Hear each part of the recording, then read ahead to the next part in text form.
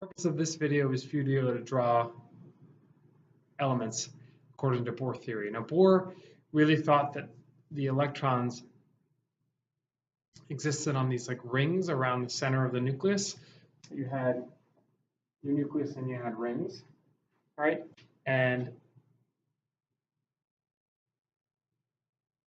the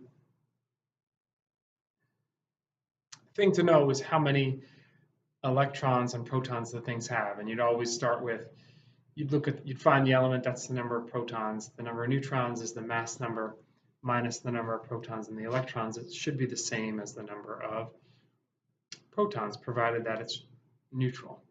And to draw that, you need to know something about the energy levels. And in that, certain energy levels have certain numbers that they can hold.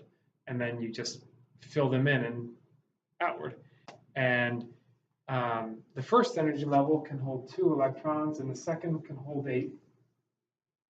And the third can hold 18. All right? So for an element like F18, fluorine with a mass number of 18. And protons, fluorine's got 9 protons. It's got 9 neutrons and 9 electrons, because 9 plus 9 equals 18. So to draw that, you're going to write 9 protons, 9 neutrons, and then that's the nucleus. Now in the first energy level, you're going to put 2 electrons, and on the second, you put the remaining 7.